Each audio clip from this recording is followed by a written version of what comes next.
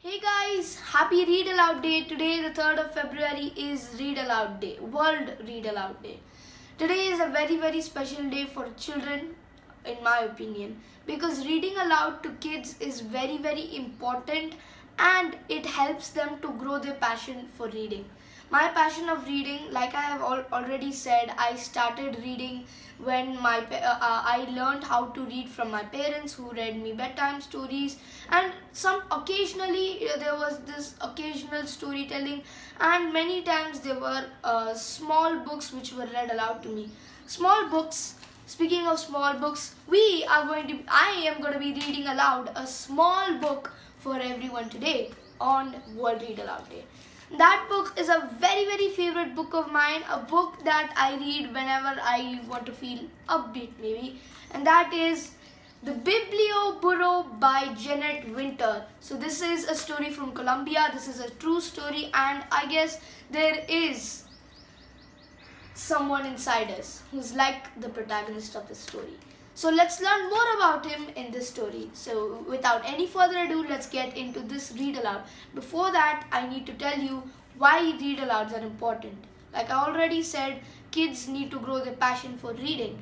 And how do you do that? Read alouds and storytellings. Kids can't just take up a book and read. They need to learn how to take letters and form a word, and then they need to know how to form those words into sentences, etc. It's a very big process, and read alouds can help, because when we see a parent or an adult read, you can see okay, so this is how you read a book. And I got the same idea, and looking at my parents and my family read and other adults read was just so much fun. So that's what inspired me also to start reading. So I hope you guys will like this video. Without any further ado, let's get into today's read aloud.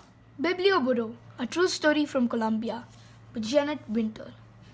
In the front cover, we see these two burros and a man taking forward some books to some children. Join Luis and his trusty burros, Alpha and Beto, as he travel far and wide to bring treasured books to eager children in the remote villages of rural Colombia. Based on the inspiring life of a real man and his devoted burro team, here is a book to remind us of the immense power stories have to connect us all.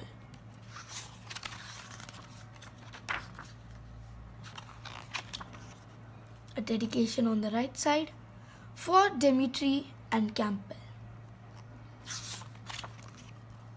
Deep in the jungles of Colombia, there lives a man who loves books.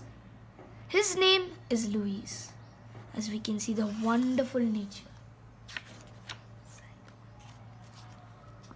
As soon as he reads one book, he brings home another. Soon the house is filled with books. His wife Diana grumbles. What are we going to do? Eat books with our rice? Luis thinks long and hard. At last, an idea pops into his head. I can bring my books into the faraway hills to share with those who have none. One burro could carry books, and another burro can carry me and more books. Luis buys two sturdy little burros. He names them Alpha and Beto. He builds crates to hang on their backs and paints signs. Biblio Burro, the burro library. Then Diana fills the crates with books. Every week, Luis and Alpha and Beto set off across the countryside to faraway villages in the lonely hills. This week they traveled to El Tormento. Sounds interesting. When the sun burns high in the sky, Luis and the burros stop at a stream to drink the cool water. After they have their fills, Beto balks. Luis pulls on Beto's reins, but Beto wouldn't budge. The children are waiting for us. At last, the burro gives in and steps across the stream. Deep in the hills, the path is lonelier than ever. Bird songs are the only sounds they hear. Cheep, cheep. Then, from deep in the shadows, a bandit leaps out. Please let us pass, Louise says. The children are waiting. The bandit scowls at the books. But he takes one and growls. Next time, I want silver. Give me your silver. Pew. The Biblioburro continues on its way over the hills until at last the children of El Tormento run to meet him. Yay! Louise insists on reading. The Biblioburro continues on its way over the hills until at last Louise sees houses below. The children of El Tormento run to meet him. Yay! Here come the books! Louise insists on reading a story before they choose books to borrow. Today I have a surprise for you, he says. He reaches behind the books and pulls out a bundle of masks. Little piglets! Oink, oink, oink, oink, oink, oink. Put on a mask and I'll read you a tale about pigs. Once upon a time. Now the images speak for themselves. Story of the 3 little pigs.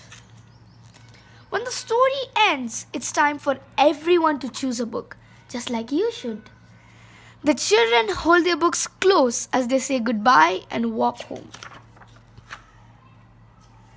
Louise, Alpha and Beto head back over and around the hills, across the grasslands and streams and into the sunset. Look, here's the bandit and the stream. At home, Louise feeds his hungry burros. They have a good night's sleep. And Diana feeds her hungry husband. And then Diana sleeps. But then, instead of sleeping, Louise picks up his book and reads deep into the night. Far away in the hills, candles and lanterns burn as the children read borrowed books deep into the night too.